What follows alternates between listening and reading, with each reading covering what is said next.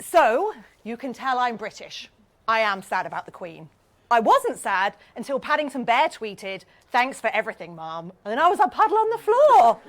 Anyway, so it's so exciting to be here. This is my first public talk since February 2020, when I was on a convening around vaccine misinformation, and it was all about measles vaccines, and we didn't know. And so I'm like, there's some stuff happening in Italy. So it's so great to be here, and thank you for the introduction. And just to say, I am not a computer scientist. So it's such a joy to be here to have these conversations with you so that we can actually cross disciplines in a way, which is why I came to Brown. I came to Brown in January. I've only just crash landed in Providence 2 days ago.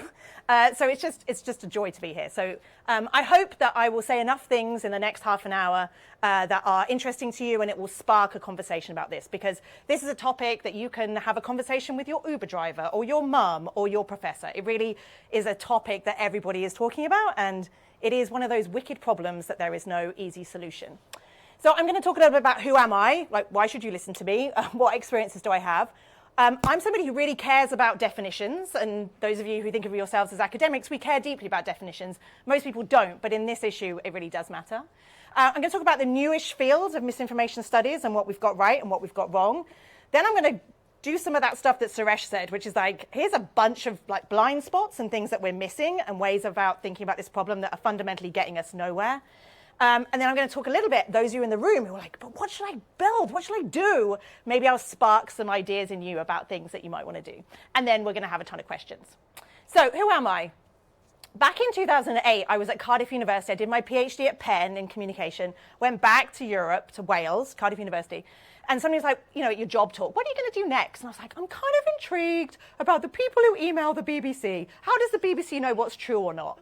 So I had this weird niche topic in 2008 of like, how do you tell what's true on the internet?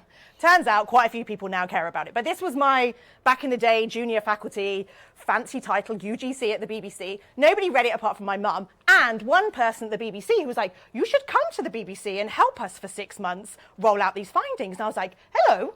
That's my idea of like actually doing academic work that means something. And then this happened, and many of you are probably too young to actually remember this. You may have seen the Tom Hanks movie, but it's when the plane landed in the Hudson River. Now, this was January 2009. At that time, the head of BBC News Gathering called me up and said, Claire, we got scooped by CNN because none of my journalists know what Twitter is. They couldn't find this photo, they couldn't verify this photo, and they didn't know whether we could use it ethically or legally. Can you leave your nice, cushy academic job and come and work for us? We can give you 50 hours of freelance work. My mum said, you're an idiot. I was like, I'm going, Mum. Anyway, I ended up having this crazy career of basically going from place to place. And this isn't like, look at your fancy brands on your CV. This is to say, if anybody in the room is like, I don't know what I'm going to be when I grow up, know that it's okay.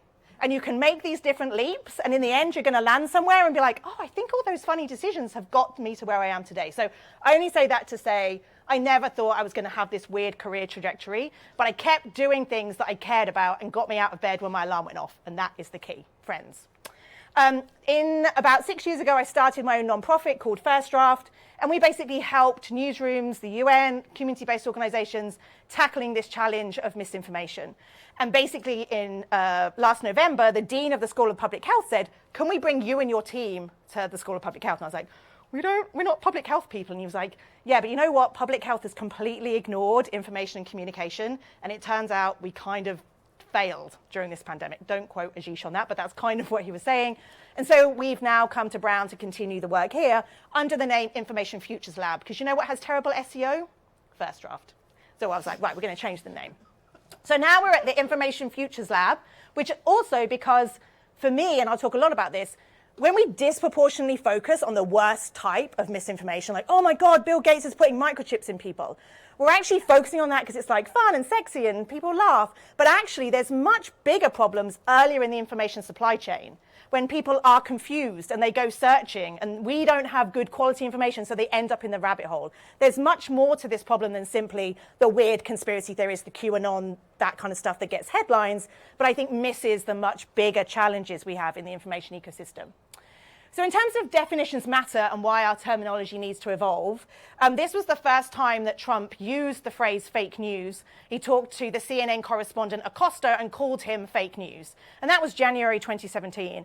And at the point, I was like, and everybody was talking about fake news. That was the term. And I basically said, I refuse to use the term because I was like, most of this content isn't actually fake. And most of this content doesn't even look like news. It's video, it's memes, it's other things. We're not actually describing what the problem is. And more importantly, it's being weaponized, not just by Trump, but by politicians right around the world as an attack on a free and independent media, which is critical to this whole problem. So the fact that we're using this term and co-opting a term that's been weaponized against us is a real problem. But it was what everybody used. This isn't actually, historians I think will look back at some of these initiatives. This was the fake news challenge. And it was for information science and computational scientists to say, how can we use AI and machine learning in other ways to solve this problem? And it's really interesting to go back to that to see, at that time, there was kind of a naivety from all of us. Everybody at conferences were like, it's like spam. We solve spam. We can solve misinformation. And that's what you heard all the time. And so it's interesting to look back in a relatively recent history of the way that we considered all these things. And I was kind of frustrated by this, which is nobody's getting at the problem. And so I came up with this, I swear not, Post-it notes in my pajamas on a Sunday with these 7 types of mis and disinformation. And I put this up at a conference, and Brian Stelter was there from CNN, and he took a photo of my really ugly PowerPoint slide, as you can see how ugly it was. And then the next thing I noticed, I was like, oh, Claire, your terrible diagram is on CNN. But what I was trying to say was, like, there are many different ways that we need to see this problem. And I now got a designer. You can see this now. And on one end, I was like, satire and parody. Bad actors will label things as satire as a way to get around fact checkers and as a way to like, oh, it's just a joke. And people are like, oh, Claire, you can't call satire misinformation. I was like, I can if I look at the way it's being weaponized. But things like false connection, which is what I talk about, clickbait headline. If you're sending people to articles and not delivering when they get there, that in itself is polluting the information environment. Misleading content. I'm British. Our tabloids have been giving us misleading content for years. That's not new, but it's part of the problem. False context. This is the largest bucket we see, which is genuine content used out of context. And I'll show you some examples. If I'm a bad actor, why am I going to come up with something brand new? I'm just going to use something and shift it a little bit. And our brains are more like, oh, yeah. So we see most of that. Imposter content. We know our brains are overloaded and we rely on heuristics. So if I see the CDC logo or the CNN logo or my favorite journalist, I'm less likely to check because my brain's like, we got this. So we see a lot of imposter content. In fact, when I was working for the UN Refugee Agency back in 2014, we had a problem with Facebook with smugglers using the UNHCR logo with photos of beautiful yachts advertising to refugees in Syria saying, we will take you across the Mediterranean. And we were calling up Facebook being like, this is a problem. This isn't UNHCR. They're like, we're just the pipes, not our problem. And that was 2014, and not much has changed since then. Manipulated content when genuine imagery or information is manipulated to deceive, and at the end, fabricated content, which is full-scale, false information, deep fakes. This stuff is bad. If I'm a bad actor, I'm not going to go over there. I'm going to spend much more time over here. But that's what people think when they talk about this stuff. It's like real falsehoods. We're actually doing much better at tackling falsehoods. And give the platforms credit, there is many fewer actual falsehoods on the platform.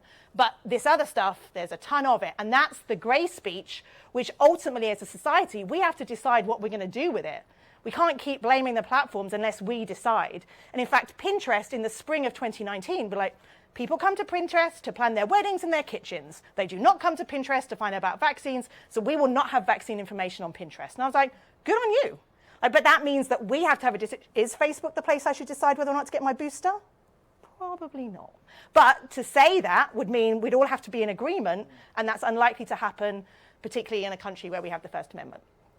So here's an example I use a lot, particularly when I'm trying to talk to people, for example, who come to me and be like, Claire, can I use your 7 types and just build a model so I can automatically detect misinformation? I'm like, not really, because they're not buckets that you can really make sense of. And this is an example from an incident in London a few years back, horrible incident, terrorist incident on Westminster Bridge. And this person tweeted, Muslim woman pays no mind to the terror attack, casually walks by a dying man while checking phone. This is a genuine image. But when she was interviewed afterwards, she was like, I just seen a terror attack. I was on the phone to my family to say I was safe, and I wasn't looking at the victim out of respect. But that doesn't matter, because in this context, you've then done what this photo, what it was designed to do. And it turns out Texas Lone Star was a Russian bot. Oh. Now, from a computational perspective, how on earth do I automate that detection? Like, there's a lot of things going on in that photo which are really hard to make sense of in the whole. And that's the challenge we have with this, which is the more platforms move with greater policies and we get smarter at things, the bad actors also get smarter. And a lot of what they do, that's why they use genuine content, because it's much harder to see that as a problem. So in 2017, I wrote this report called Information Disorder as an attempt to try and say, can we start thinking about this in a more sophisticated way than like, fake news, it's a problem. And in it, I came up with this Venn diagram, trying to get people to understand the difference between mis, dis, and malinformation, talking about falsity and harm. So you, I'm sure, know this: disinformation, deliberately harmful content, created to deceive. Misinformation is when my mum shares a meme on Facebook. She doesn't know that it's false. She doesn't mean any harm, and that's misinformation. Malinformation was a term that we came up with, which was basically like, there's genuine information that the sharing of which is done to cause harm. So revenge porn, leaking emails. Sometimes you could say Frances Hogan, the whistleblower from Facebook, that wasn't malinformation. She was a whistleblower. You might argue leaking Hillary Clinton's emails a month before the election, that's malinformation. But again, it's a much harder definition. But all of these are hard, because often with disinformation, we don't know who the actor is and we don't know what their intent was.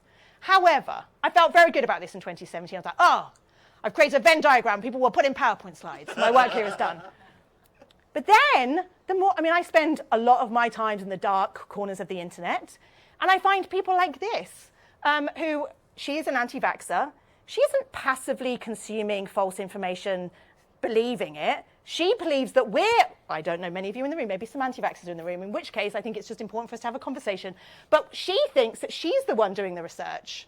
She is doing the research and she's coming to different conclusions. She may not have done a research methods class at a university, but she is taking research and she is drawing her own conclusions. She is an active participant in this. This is not my mum falsely sharing a meme on Facebook. This is somebody who thinks she's preventing harm by sharing this information. She doesn't fit in my Venn diagram. So recently I've been trying to think a little bit differently. Again, you can see I need a designer, but trying to think about content as distinct from a person's belief in the accuracy of the content, as distinct by the person's intention to cause harm by sharing. Like, we have to break this down, because ultimately, is this mis or disinformation? Doesn't get at what's going on here. And I just want to go back to many people in the disinformation ecosystem believe that they are preventing harm. People who stormed the Capitol believe that they were defending the Constitution. Now, that turns your head upside down, but that's what we're working with here. It's not, oh, a trusted person gives a message, I receive it, we're all okay. It's much, much more complex than that. So I'm working on a new Venn diagram, so don't use the old one in your slides. But here are the things that keep me up all night, which is, I feel like in this space, everybody's like, oh, mis and disinformation. Like, everybody, there's no good term. That's why I came up with information disorder. But I think by that, it stopped us from really wrestling with some of these key issues, particularly around grey speech. That illegal content, whether that's terrorist content or child sexual abuse imagery, we have laws around that. We know what we mean by that. This grey speech, which is a lot of misinformation, is a lot harder. So when we're trying to respond, what does that mean?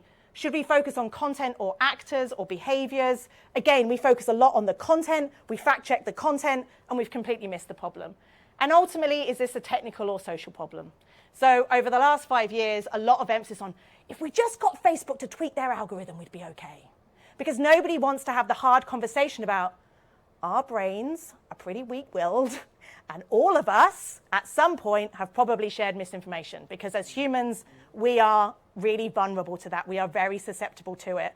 And the idea that we just need technology to change this means it's going to go away is not true. So my moment of sharing it was day 10 of the pandemic in my tiny studio apartment in the West Village. I was on a Telegram group with misinformation experts, and somebody was like, there's going to be a lockdown in New York. I think actually it was day 3 or something. It was that lockdown message that went to everybody. And I sent it to 2 friends. And the next morning I woke up, I was like, frickin' teach this. But I was terrified. And when we're terrified and we think we're going to die alone, turns out any information suddenly bypasses our critical thinking skills. So in terms of this newish field of misinformation, I just went to Google Scholar yesterday, did a lovely long Boolean search query, nearly 3 million results, most of these since 2017, 2018. And in fact, it's from every discipline, which is amazing. Do these different disciplines talk to one another? No. which is why this is exciting. But that's part of the problem. But we see all of this content being created, but where is it actually taking us? There's kind of like a disinformation industrial complex. There's conferences, there's journals, there's all these sorts of things. But like, what are we actually doing to help society?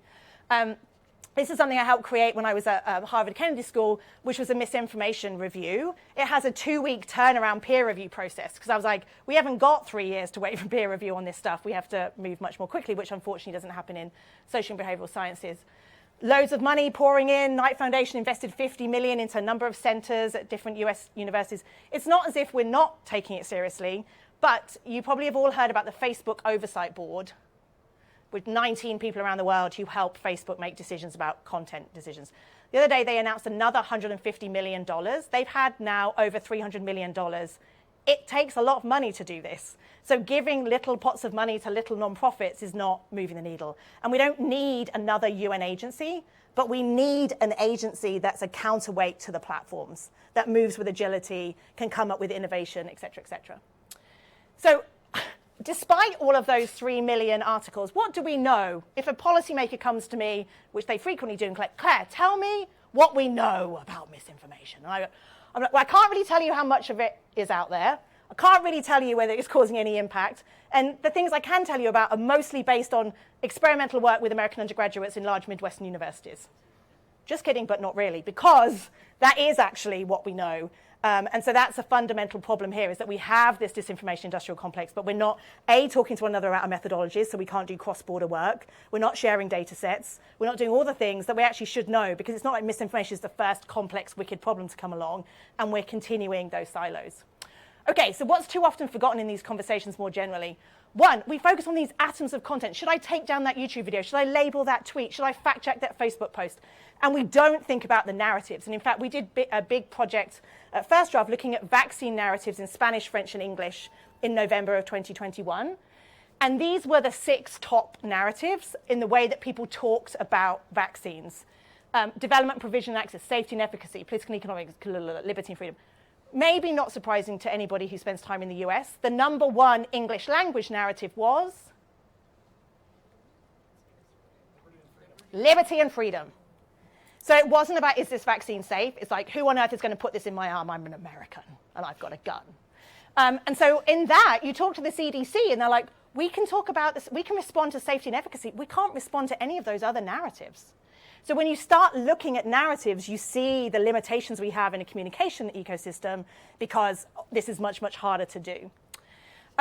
Longitudinal impact. There's an amazing documentary from the New York Times called Operation Infection, where they go back and interview KGB spies. They've got footage from the 1980s. And there's one of these spies who says, disinformation is like drops of water. An individual drop of water will never cause any harm, but collectively over time, a drop of water will splinter a rock into 1,000 pieces. And that's what we're trying to do with the US. They said that 30 years ago. I'm feeling pretty splintered right now. So, and when it comes to longitudinal analysis, we don't have surveys in the field longitudinally. We're not doing longitudinal work. So when people say, is this causing harm? I'm like, well, there's some 14-year-old boys right now on Instagram laughing at anti-Semitic and misogynic memes. Does that mean they're going to take a gun in 7 years' time? I don't know. But I'm really worried about some of this content, but we don't have those longer frameworks. We focus disproportionately on the most egregious types. So I would say the microchips and Bill Gates. And we don't talk about things like the beginning of the vaccines. People are like, hey, I'm 37, I haven't had kids yet. Is it safe to get the vaccine? Now, that's not misinformation. They're just asking questions. Hey, I've heard that like 9-year-old boys are getting myocarditis when they get vaccinated. Is it safe? I don't know. CDC, we don't have enough data, so we can't answer. We know who did answer. The conspiracy theorists who shared preprints. So the problem is we've got these data voids that happen when we don't answer because we haven't got enough data. But there are some other people who are really, really good at SEO, much better than the CDC, who get in there and get to the top of Google search results, top of YouTube search results. And whilst Google are better at cleaning up the data on big search queries, once you start going out into these spaces, there's lots of keyword changes and other ways to get around that, and you find the conspiracy content. We continue to focus on research on what we can study. Hello, big Twitter bird. We are not studying Discord or Twitch. As we know, WhatsApp and Telegram, encrypted space is very, very difficult. Visual content, we know this. Natural language processing, very good. Much, much harder. In fact, almost impossible to monitor TikTok. Meltwater just last week said you could start monitoring TikTok, but it's insane how much we don't see. So what we do know is based on Twitter. You know that because I'm sure all of you do a lot of that work. And the platform ecosystem is large and getting more complex. You may have heard about Kiwi Farms last week, like Cloudflare. They're basically doing horrible transgender stuff, harassment campaigns, and Cloudflare basically said, we're not going to support you. But next door, hotbed of racism and horrific content. BitChute, Parler, MeWe, a lot of these like alt-right spaces. So again, what does this mean? And what does this mean for cross-platform spread, not just a single platform? We have almost no mechanism for tracking, analyzing off-platform media spread. So we focus so much on platforms and we don't talk about what's happening at the community level, rumors that are spreading offline. And we saw that on the 6th of January. People were like, what? People read things on Facebook and then they went to the Capitol. It's like, yeah, this stuff doesn't just stay on Facebook. And media gets away with murder. Its role in the amplification and legitimization of certain speech is very difficult to monitor and study. I did a study last year where we looked at all of the Donald Trump tweets and how often they appeared on screen. So we used OCR. So basically it was tracking the tweets on screen on Fox, MSNBC, and CNN. And it turns out these tweets for hours were on screen, full screen, no fact checks, no nothing. If you look at this, just his tweets around election fraud got this much hourly coverage on the 24-hour networks. So when we talk about platforms and we're critical of the platforms, at least they are fact-checking. Like, we don't actually have that when it comes to real-time speeches or 24-hour news networks. I'm nearly there. I feel like I'm ranting, but there's a lot to talk about. Information flows mirror diasporic flows, but we tend to study and respond to these challenges by nation, state, or language.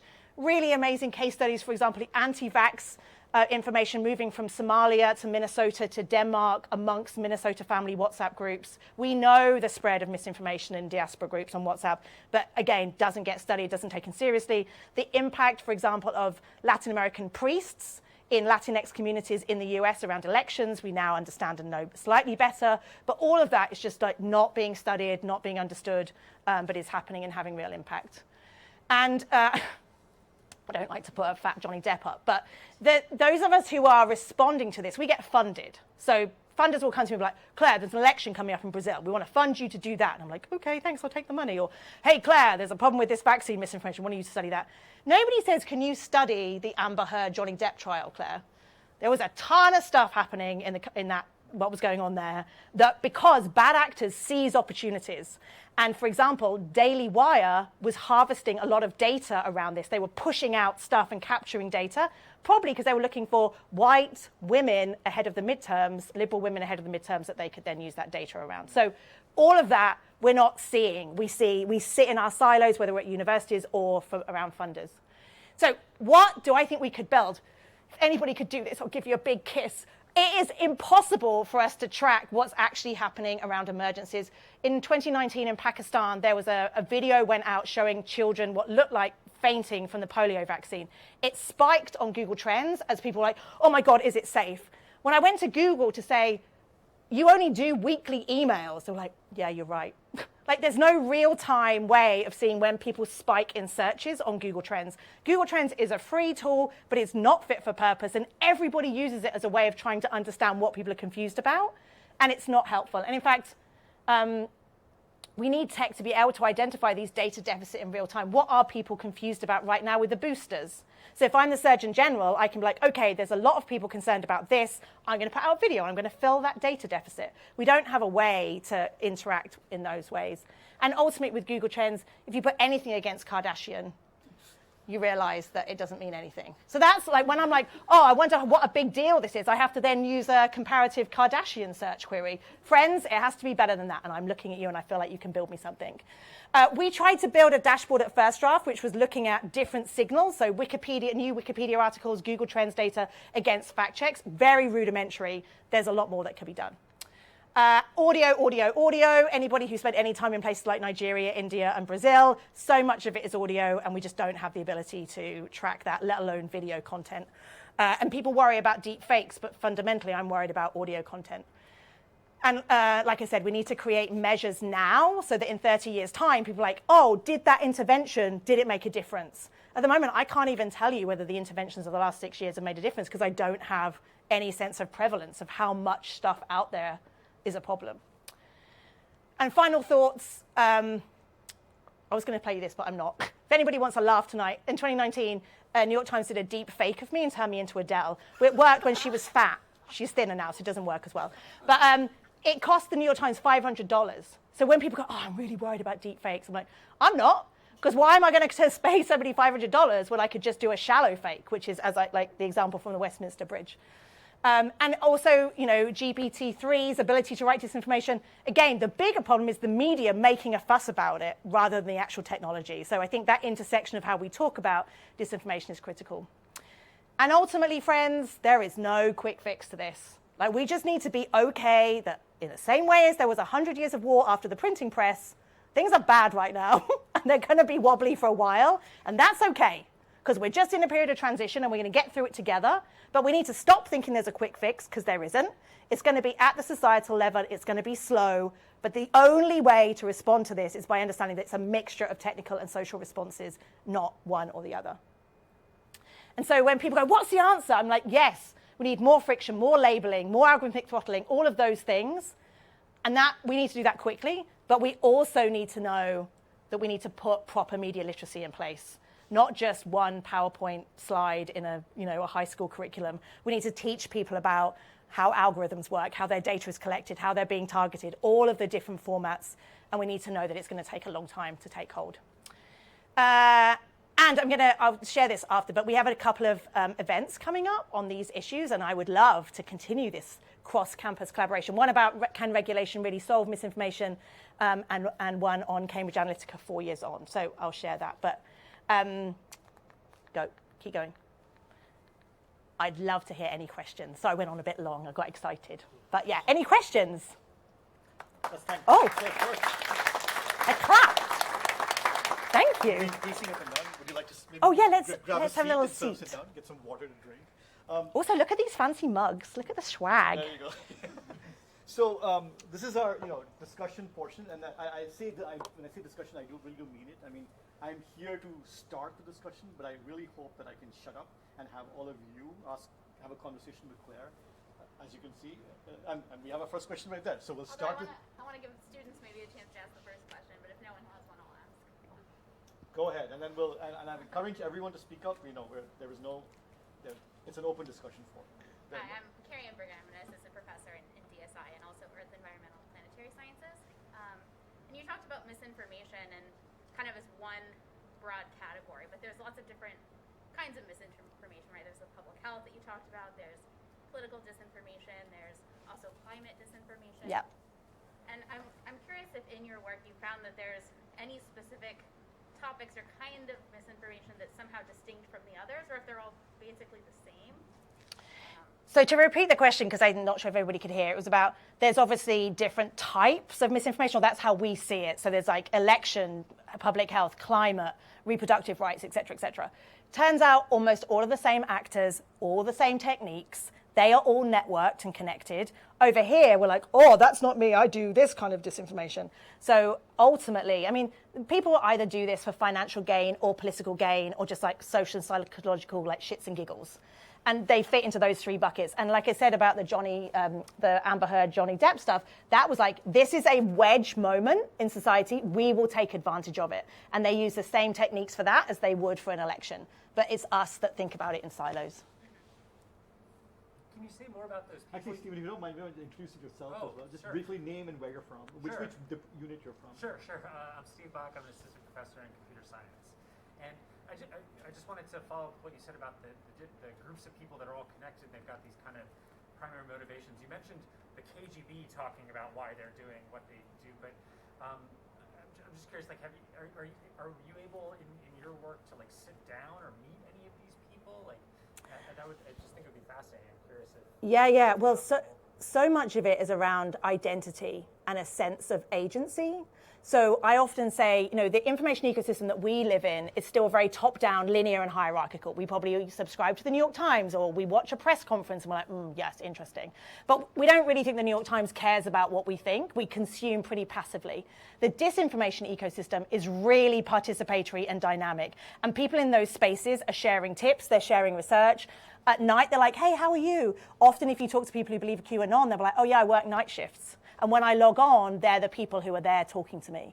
So it's about identity, and it's about feeling part of something, and it's about feeling heard in a moment in history where many people feel completely disconnected from institutions, from their families, from their neighborhood. And so the internet has filled that void. And that's a simplistic answer, but I think when you speak to people, that's what they're trying to get at. So when I talk to organizations about the response, it's like we have to create that same participatory feeling, that sense that people feel an agency and they feel heard, because otherwise that side is winning because they're giving people that, like, those social dynamics that we actually aren't. It's like, this clever person said something, we must believe them. Hey, Julie. Julianetta, visiting assistant professor in philosophy. So I'm interested in the people you talked about who are actually believing in misinformation that they're spreading. So I was wondering, so this has a lot to do with filter bubbles or almost echo chambers where people believe these things because they have reason to believe it, because their whole environment is telling them, yes, these are things you should believe. These are because their whole network is telling them. So if you think about these people, do they have reason not to engage with kind of anti-disinformation? Do they have reason to believe our attempts to correct them if they are in these silos? So Yeah. I guess this also has to do with media literacy. Yeah, and it's also about its worldview, because as I said, like, all of us are susceptible. So for example, maybe in this room there may be some people who don't love Donald Trump. And so in the conversation about Mar-a-Lago, they right now are just as susceptible. So that's an important thing to say. But so, or if you're, for example, a new mum and you've got this small being and you're like, how on earth do I keep it alive? And Facebook feeds you an anti-vax group because you've signed up to all of these new mums groups. And there are these people being like, I know you love your baby. Let me show you some research about how there's this in the vaccine. You are so primed because you're terrified. Because ultimately, when we talk about media literacy, it's less, this is how you Google effectively. It's like, when you're scared, your brain is rubbish. Like I said, I passed it on when I was terrified of dying alone during the pandemic. Like, but if you're a new mom, or you're going through a pandemic, or you've lost your job, or all of those things, and so much of it, I would argue, is teaching people how all of our brains work. And to say that's why we sometimes are susceptible. And it's partly also filter bubbles, but that's because we all as humans seek out information that reinforces our worldview. So if I'm an Obama supporter and I see an article that said Obama actually deported more immigrants than anybody else, I'm probably not going to click on it because I'm like, I don't want to feel bad about Obama because I loved him. And so it's for everybody here, which is, and if you talk to the platforms, they'll be like, we experiment by giving people alternative viewpoints. Turns out they don't click on it. So what's the point of us using up their feed? Because they're not going to click on it because we're humans. So I wish we would have more of those conversations, as opposed to, if only you knew how to use Wikipedia properly, we wouldn't have a problem. Because we have a problem because we as humans are flawed. Lovely, but flawed. And we don't say that enough. Yeah, go ahead. Hi, I'm Cecile. I'm a first-year PhD student in the computational molecular biology program. So kind of looking at this from like more of a modeling and data perspective, a big thing for the longitudinal aspect would then be to have continued data collection in the next few years. Yeah. However, in some countries, like specifically, say, for example, Germany, where I'm from, there is an expanded effort of data protection laws on the legislative level and also on community levels to kind of protect the user data. Is that an aspect that could influence like the general data availability also in the future? Or do you say that there is already so much data out there that if more and more countries enact data protection laws, that would limit the scope of the data that we have? Yeah, it's a brilliant question, because that issue around how do we get more data from the platforms has been running for the last 4 or 5 years. And I would actually argue as academics, we've done a bad job because we kept being like, we want data. And it allowed the platforms to be like, well, you haven't got consent. So if we, and so we sort of like set ourselves up for that. What I would love to see is more of an idea of people donating their data to science.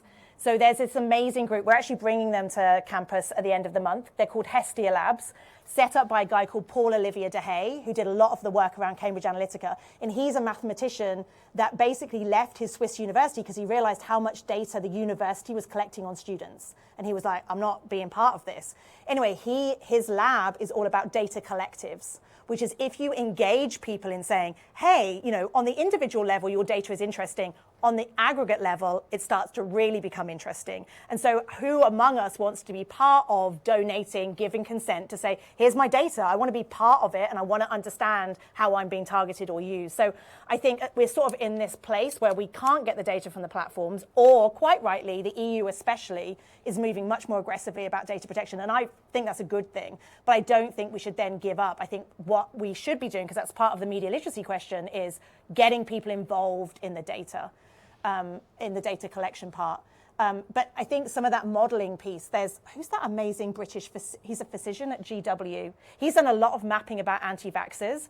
And he's like, there's a lot of talk about the digital dozen, which are the top 12 most anti-vaccine spreaders. And it makes for great headlines. His point is, by the time the platforms take these super spreaders out, it's already filtered down to the mums groups, to the golfing communities, to the glue that keeps us together. And that's what I think modeling needs to show us, which is how is this stuff moving across, irrespective almost of who's seeing it, but like not who's seeing it, but like that I think we haven't seen effectively enough. And so people get obsessed with influencers, but there's some really good work about, it's not that Kim Kardashian tells you to do this or that.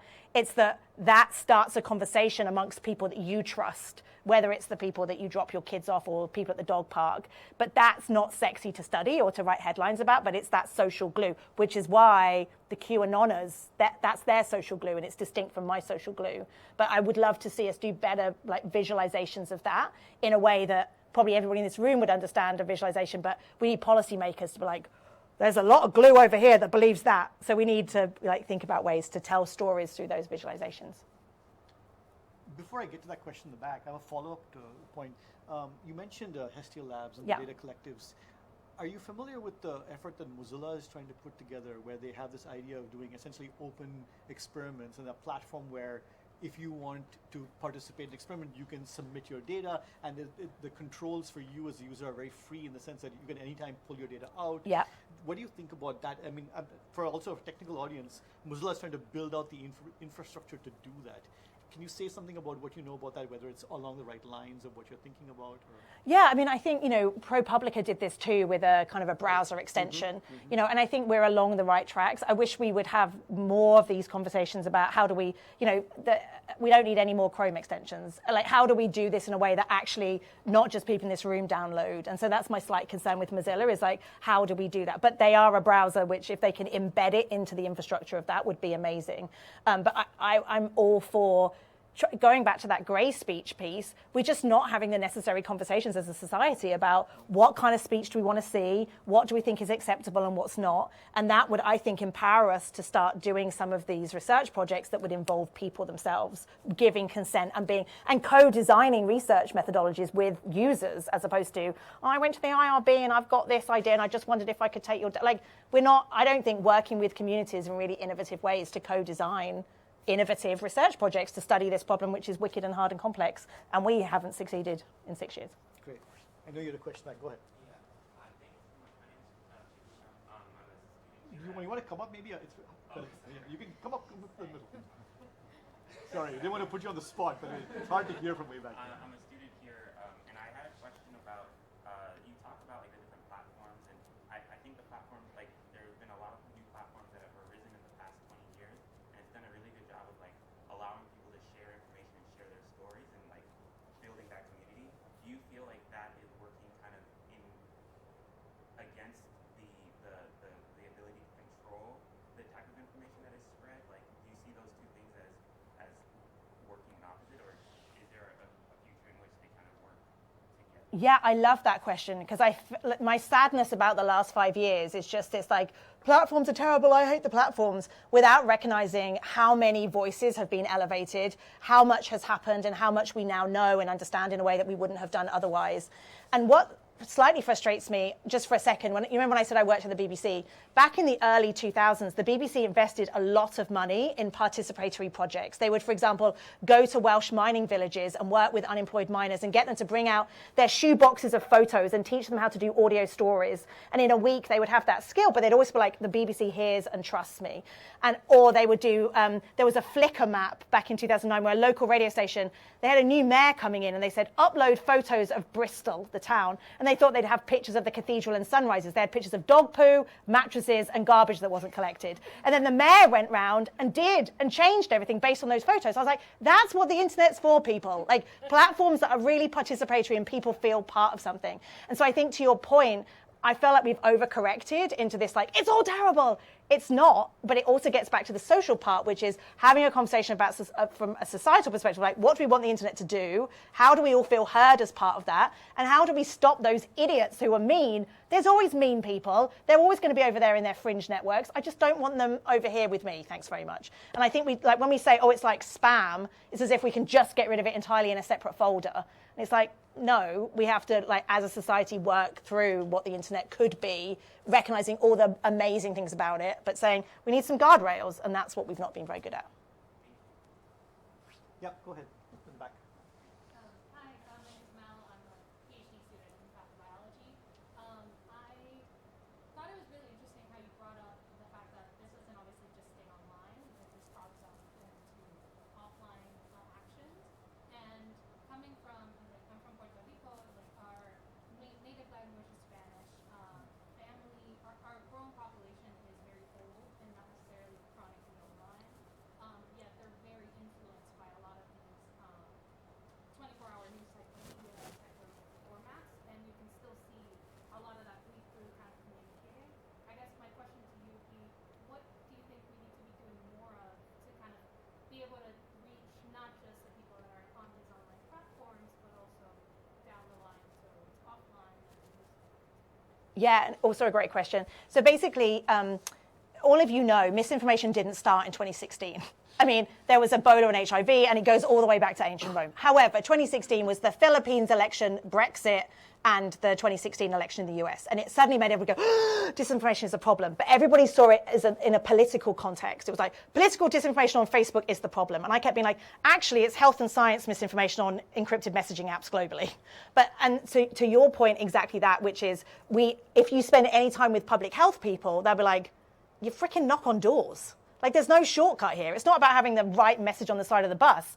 You knock on doors, you talk to village elders, you get in front of the people who are trusted, and you listen to people firstly, and then you talk with them. But you talk to people who want a quick fix. I'm like, no, Claire, I just need something that's going to happen quickly and it's cheap. And it's like, that's why it's going to take a long time, because it's fundamentally going to be at that level. And this morning I was talking to somebody from Médecins Sans Frontières, and they have a really good database so they can compare notes. And he was like, everybody wants this global solution. He was like, right now I'm working in DRC. There's a small segment in DRC where there's a ton of anti-mask sentiment, and we can't understand where it's come from. But I talked to the local, I don't know, whatever it was, and we figured out it was this weird niche rumor that none of us had heard, and we responded to it because that's where it had come from. And he was like, nobody wants to hear that as a solution because it's so, it's at the specific level, but there's no quick fix. And there was an amazing NPR podcast about a preacher in Pittsburgh who was trying to go into black communities to increase vaccine rates. He was like, this is what I do every single night, every single weekend, and turns out our vaccine numbers are going up, but I just beat the streets, and that's how it works. So, yeah, you're absolutely right that we need more people to remember that, not if we tweak the Facebook algorithm, we'll all be okay, because not the elders in Puerto Rico. Yeah, I'm Isaac. I'm a student in DSI.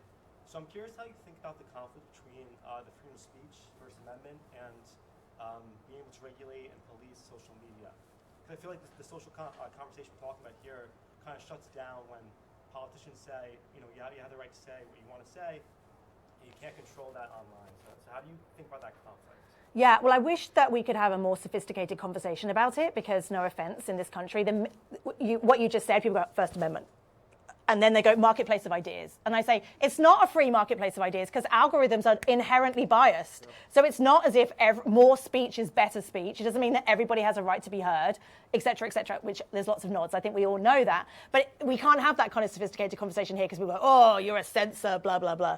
So it's a real problem, but that is why I come back to why we need to have societal level conversations about this and why I focus so much on harm, because it's really hard to say to people, oh, it's okay to say, I'm saying like, burn your dog. Like there are things that as a society, and weirdly about pets, people go, oh, that's not appropriate. But when it comes to humans, they don't care as much.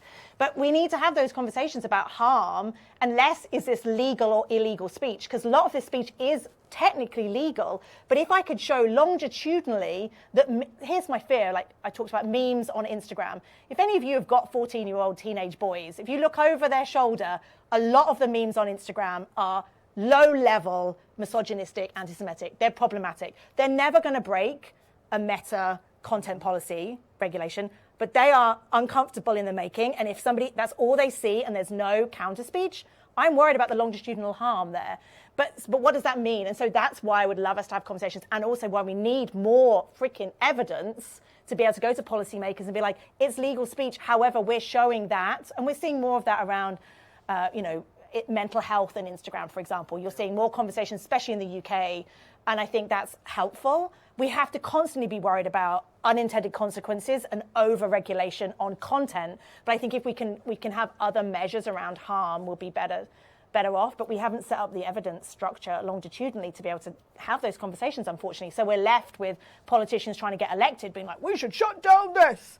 And, even, for example, the EU shutting down RT and Sputnik at the beginning of the invasion of Ukraine.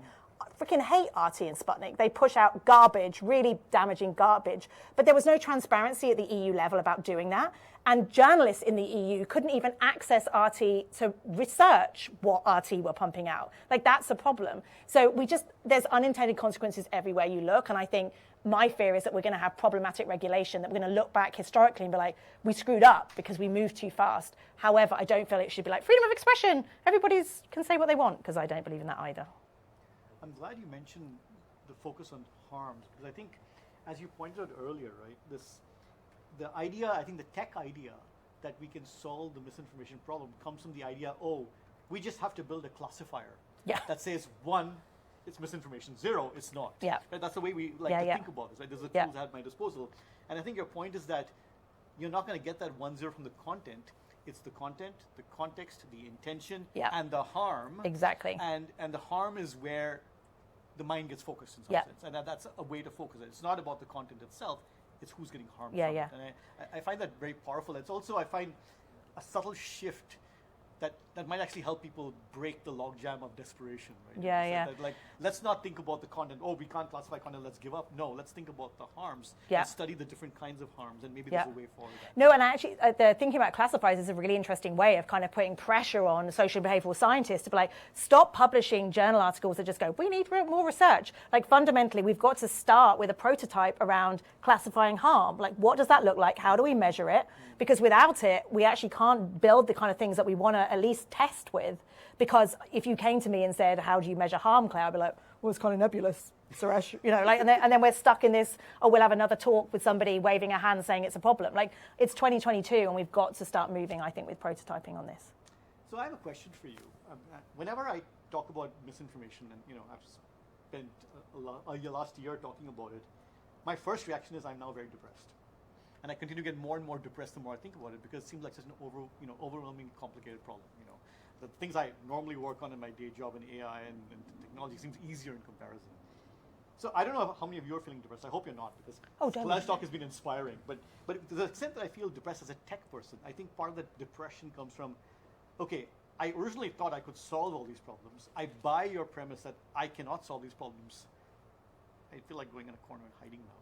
Like being very sad about this. What can I do as a tech person now to be part of the solution? Not solve the problem, but be part of the solution. Well, exactly to my point is, the reason I'm so excited by being here is that I spend a lot of time with my team being like, I wish we could do that, I wish we could do the other. And hearing about new tech innovations where I'm like, that doesn't get it, because those people building that technology aren't sitting in the cesspools of the internet with my team every day.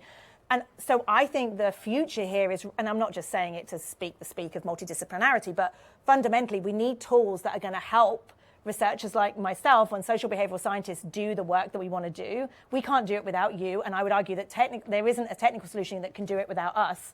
And so the reason I still get up every day and I'm still very perky, even though the topic is depressing, is it feels like the challenge of our age. It fundamentally is. Like whether it's any issue, reproductive rights, climate, whatever you're worried about, misinformation is a massive part of it. So for me, we have to, I think, change the siloed thinking that we're doing and find ways to pair and partner with those people who are going to, you come at this from a completely different way of seeing this problem, even just the conversations that we've had. And I wish we could just do more of that, because I actually think we're going to move forward much more quickly, because 6 years on, at the moment, in our silos, we're not doing that. So we should all come and knock at your doors at some point. I'm going to look at lovely this space is. I'm coming to knock at your door. Okay, great. Yeah. Yeah, go ahead. Yep, I'm Fern. I'm just a TA as part of the Socially Responsible Computing Initiative. Ooh. So I TA one of the biggest introductory CS classes, and the format is we give mini lectures, like a lecture about social impact topics in tech, and it is like mostly to freshmen and people who are just getting exposed to CS.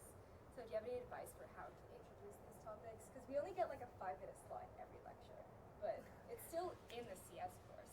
So Yeah. still the CS people. I actually think taking some of those examples, the Westminster Bridge example, like showing some examples of misinformation and like pulling it apart to say, this is why we have to be, it's not an obvious, this is a falsehood, we can solve it. I think just particularly, first year CS student, like getting them to understand the complexity of the classifier is not going to be easy around grey speech. And I think it comes to life when you can send me an email, I'll send you some really juicy examples of just like this, and this, and it does make people go, oh, this is hard. So yeah. So do you think we should just, oh, sorry. No, go ahead, please. Like expose them to, what's happening today, or just like go straight into, like the technical complexities, or? No, I mean, What do you think the priority is? Yeah, I think showing something from today, like showing something from the news, from this, there's always something, and saying this happened this week, and I wanted to take apart what this means and why it's hard and why rather than just like, oh, the platforms could do more. I think taking a case study from like the Kiwi Farms example with Cloudflare, they wrote a really good justification of why they did that, the CEOs. And I think that's a really great teaching example of like, this is hard. You're just an infrastructure company. You didn't think you were going to have to do content moderation. And then you find yourself with a horrible, harassing platform on your platform. Like, what do you do? How do you stand by it? How do you decide you're going to do that next time? And like the 6th of January, on the 7th of January, when all of the platforms suddenly said, we're going to kick off Donald Trump, there was no, that was just like on Saturday morning, they all came up with those policies. But it's hard to do it because then people are like, well, what if this happens in Nigeria tomorrow? Who makes those decisions? So I think the more you can take an example and then say, well, what does this mean globally? What does this mean for the future? Because we're all learning and going through it. So yeah, it's a good subject to teach. There's always something to say. Shekhar? Hi, this is Shekhar Pradhan. I'm a faculty member in Data Science Initiative. I hate to ask this question. It's the elephant in the room. What gives you any reason for optimism? What makes you think this is a solvable problem? It is solvable. I'm going to give it. What would a solution be like? I mean, I can't even begin to imagine what a solution would be like. It's helping people understand how to navigate a polluted information environment. That's a very intellectualist perspective. The average person doesn't have the cognitive resources, even if you taught them to deploy them when needed, People in this room are very different to my mum. My mum grew up with trusted gatekeepers. She just read The Guardian every day. That was her information environment. She's actually much worse at this than younger generations who've grown up in technology. So we're already seeing that evolution. And we need to be doing much more teaching about, what it feels like because we're never going to get rid of this stuff. It's like, I have freckles. When I go out, I have to wear SPF 15. Like, we have to evolve, and we are evolving, I would argue, as we learn what it feels like to navigate the internet. But it's not quick. And fundamentally, as humans, we'll always be flawed, so it's never going to go away. But people, I think, will get more sophisticated in how they consume information and what they believe. I love that thing you just said. We have to help people learn how to navigate a polluted information environment. I mean, that's beautiful. It just like summarizes the mission forward and the challenge and what we could be doing. I mean, I think it's a very optimistic view, right? We have to help people do this. So I hope so, but I think, like that. Oh, thank you. But also, I think, for example, there needs to be an element of society holding each other to account. So right now, if you have an uncle who constantly shares terrible emails or WhatsApp messages, people just go, oh, just mute him or just delete him. Nobody wants to have the conversation with the uncle.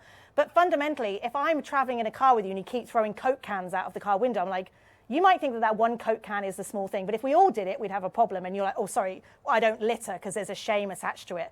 I think we will get to a point like drink driving where I'll be like, I'm going to take the keys away. I'm not going to let you drive home drunk. 30 years ago, you would drive home drunk. There is going to be a shift in how we act online. And I do not think we will tolerate people doing the things that they do now. But it's not going to be quick.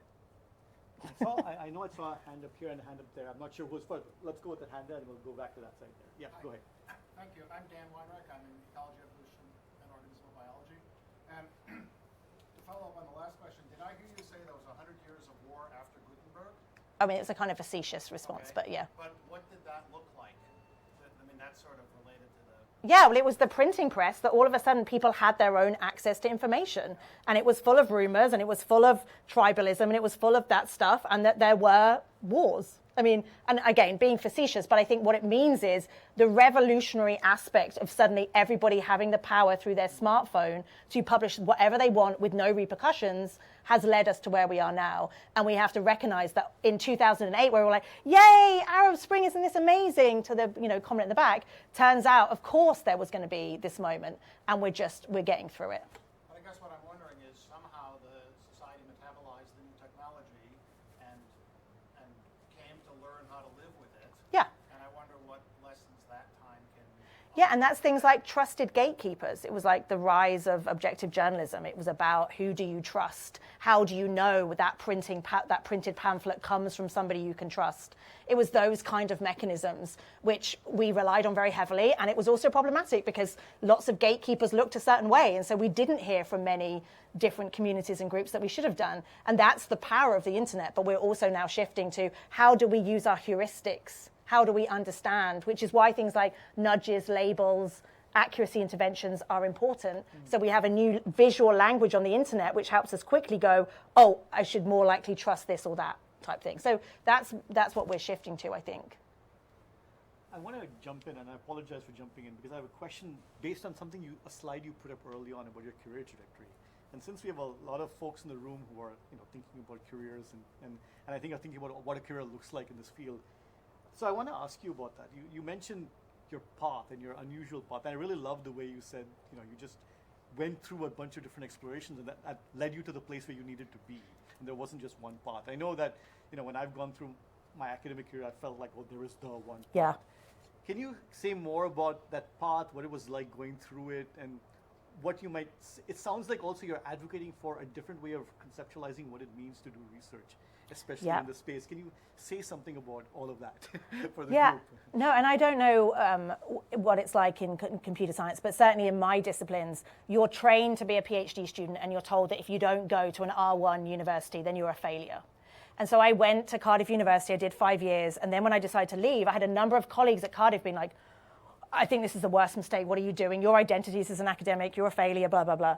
And turns out I've just been really, really happy. And I now do a lot of talks for PhD students to say, the best decision I ever made was to do my PhD. I use the skills I learned as a PhD student every single day, but I'm glad that I wasn't forever an academic. And I'm really, really grateful that I had the opportunity to go and work with different organizations. And if you have had academic training, you're really good at synthesizing information. You're pretty good at public speaking. You can keep a small room engaged. Like there's all these skills that you don't even know as a PhD student or a graduate student you're picking up. Then you go into the real world, most people are rubbish.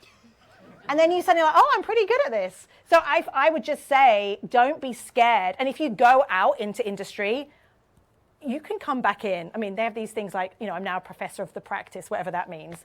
Sounds impressive. But it's because I don't have a ton of peer-reviewed journal articles, but I have a ton of other reports that other people have read, but it doesn't count. So, there's still that bias within academia, but I would just say, it's a cliche, but if you're doing something you love, you will do great work, and if you do great work, you will keep being asked to go different places and do great work. Like, that's how it works. And I would just say, if you are a PhD student, there are many, many, many other really, really rewarding and better paid jobs out there than going into academia. But I'm back here because I also love the energy of being on campus. So I don't think you can go wrong.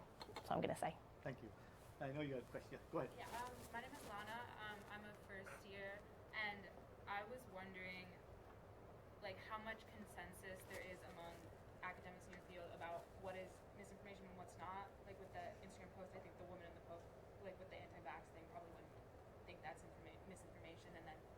do you deal with these specific pieces of information if there's not consensus on whether it is or isn't? Yeah, well, that's why the definition piece is so important, because if you don't have shared definitions, you can't actually do research that is comparable. And to exactly your point, a lot of the research is done on the outright falsehoods. And so a lot of the journal articles you read are about the microchips and whatever. There's not very much research on grey speech because of all the reasons that I've described, when that's actually the bigger problem. So, yeah, I mean, if you, in an academic environment, if we were talking about, the bigger issue is it misinformation or disinformation? Everybody wants to know. But often now, so we haven't really even talked about the other elephant in the room, is the politicians are our biggest problem here. Number one biggest problem. Nobody wants to talk about it, and they're certainly not going to regulate themselves. But so when politicians push out that stuff, is that disinformation or is that misinformation? Do they knowingly believe that they're lying? So academics tie themselves up into knots around intent. And lots of politicians are hiring dark PR companies to do this work. So even if you see something, it's hard to know who paid the original check. So all of that, so I don't think that's why I always focus on harm. Like, I don't care who funded this or who did it or who shared it. Who's being harmed and how could we have prevented that harm? Yeah, hi, I'm Rena. I'm in first year in ecology, evolution, biology. I was just my brain is kind of broken because we were talking about misinformation, disinformation, but then what are you comparing it to? Like the opposite is the truth, quote unquote. And then what is the truth? Because, for example, take a snapshot in time, like when Charles Darwin was releasing his papers, that would have been misinformation if you really look at the church, right? So that was the main consensus at the time. The same with opioids and the crisis, right? So Yep. that was truth, and everybody who's addicted is basically, whatever. So, and in time it showed that actually the opposite was true and the minority became the voice. Yep. How do you deal with that information where the minority ends up actually being the reality? Yeah, and that's why I would argue that this focus on content leads us down dark, So, for example, January 2020, the WHO put out a tweet that's still up there that says the virus isn't airborne. Because that, in January 2020, is what we believed was the case. There was a whole host of questions about the biolab leak that then changed once we had more evidence. So to your point, better definitions of misinformation say information at that point in time that we believe to be correct. Because exactly to your point, and it's why I think when we try and set up this dynamic of what's true and what's false, we break down. And it is also why, for example, the CDC, they would say, we can't put anything out until we know the truth and we've got enough data. And I often say, I wish we communicated during the pandemic like a fire chief. So, for example, a fire chief would say, there's a wildfire right now over here. Tomorrow it might be here, here, here. I can't tell you where the wildfire is going to go, but keep listening to me and I will give you my best, information at that time to keep you safe. I promise you that. We never did that with the pandemic. We kept being like, we'll tell you when we have enough data that is absolutely true. And I think that's part of the reason that we made so many mistakes. And we should have much more conversations, which is like, when we say, fact checkers all the time put stuff out and then 6 months later it's like, no, that's wrong now. And it's, search engine, it's still there, blah, blah, blah. Like, it's a big problem in this space that not enough people talk about. Why we need timestamps on every article and we don't have them. Thank you so much, Claire. I guess one question I have I feel a concept that's coming up in many of the questions and your answers is trust. And that trust is very important, and identifying who trusts whom as a way to assess harm is important. I guess I'm just curious if you could talk about that a little bit more, because on the one hand, following up with what Brina's saying, I'm kind of wondering, what is trust? And, when we think about these trusted gatekeepers of, the newspaper that I might have read when I was young versus who I trust now, and how we might think about harms and possible impact in the context of different scales of trust. Or is it just, it's whatever I interact with is, equally likely to harm me, or? No, I mean, I would say, I think that our literature on trust has not kept up to speed with where we are. There's the Edelman barometer of trust, and every year they put out a big report and they say people are less trusting in banks and journalism and blah, blah, blah, blah, blah. But I don't think we have a good definitional understanding of what trust means. And I would say you trust different people at different stages of your life for different decisions in different ways. And I don't think the literature gets at any of that. But I do think, fundamentally going back to the 2008 financial crisis, there were no repercussions for those bankers. When you talk to people who are conspiracy theorists, whatever, they will name all these things. Nothing happened for the bankers. Nothing happens to the politicians when there's scandals. Nothing happens to this and that, whatever. And so their trust has been diminished by a failure for there to be consequences. And so I think that is partly what's driving this gradual, well, not even gradual, like there's been a big drop. And although public health was pretty trusted, it's also seen a trust in terms of institutions. Clinicians are still pretty trusted.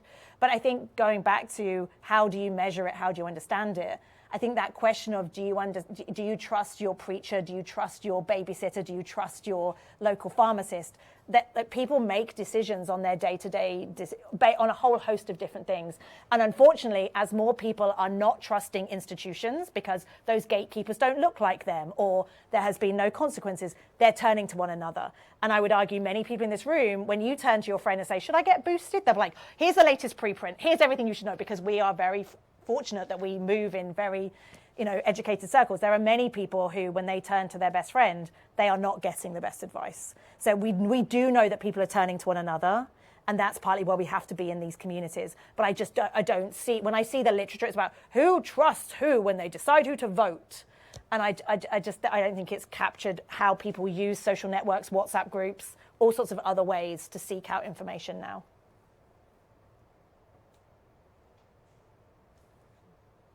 But I think just to end, actually, one of the reasons we called it the Information Futures Lab is because I think, again, we focus so much on the bad actors, I'm being facetious, but like the people in the basement, like on 4chan. And by doing that, we failed to say, how have we, journalists, politicians, public health institutions, universities, how have we failed to communicate effectively, and how have we lost trust? Because I think we can't keep saying, if we get rid of the 4chan, we'll be okay. Fundamentally, I think we have failed in the last 20 years to I think, update our communication strategies because we still communicate like it's 1996. We have press conferences, we put out PDFs, and that's how we communicate. The network disinformation ecosystem communicates like a movement. They listen to each other, they have agency, they fundamentally feel part of something. So that, I think, the trust question is we have to rethink how we do communication in a networked environment as opposed to we'll just shout louder with the right message because it's not working. I'm afraid to ask this question almost, but I'm going to try. Okay. Do you have an example that you can point to of a success in this domain? Even a small example, where one was an organization or entity or institution was able to combat, address, counteract misinformation in a way that you think has been effective and that draws some good lessons for us in other settings as well. Yeah, so there is actually a lot of good research now on inoculation theory, which is the idea that if you teach people the tactics and techniques of disinformers, then actually people are much, much better at spotting disinformation in the wild. And we worked with a community group in Oakland that looked after black communities in Oakland.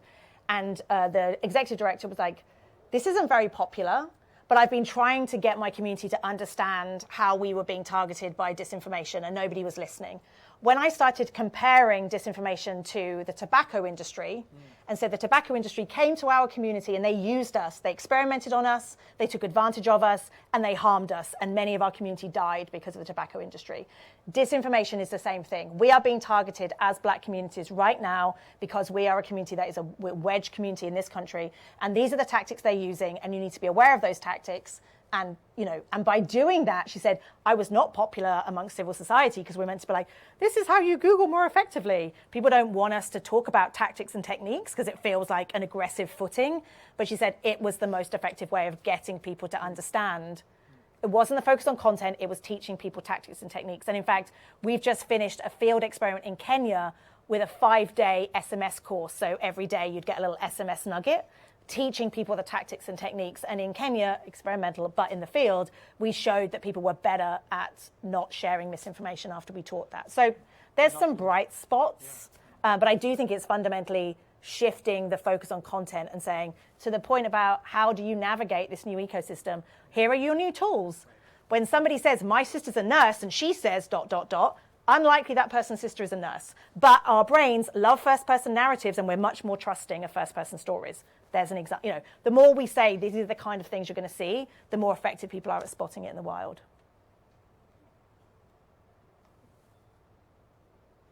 want to thank you for coming here today, Claire. Thanks for having me. This has been mind-blowing. I mean, my brain is broken as well, so I'm not the only. I understand your point. I feel that way, but in a good way. I mean, I should say I did feel depressed early on, but all the things you've said about what we could be doing, and I think your view of how we can help people navigate this new space in a networked way. I think this is good. And it's getting back to the roots of the internet. Correct. It's the internet, very early 2.0. That's what this was built on. Yes. And then CEOs and news directors and everybody else was like, if you look at Twitter, it says, tune in at 11, click our article. That's just broadcasting on social media. It's not what social media was designed to be, which is participatory. If we get back to that, I feel very confident that we'll be in a different place in 10 years' time. We won't have solved it, but we'll be in a better place. That makes sense. But thank you for coming and thank you for talking to us. Thank you for inaugurating our series. I loved it. Amazing start. Thank you. It's better than on Zoom. It is better than on Zoom. Yeah. I'll just very quickly add that we do ask our speakers to stay a little bit after the talk to talk with students. So if you'd like to, especially as a student, talk more with Claire, please feel free to. Yeah, I'm here for as long as. You're the ice sculpture, so you stay. I might melt. There's an assumption here.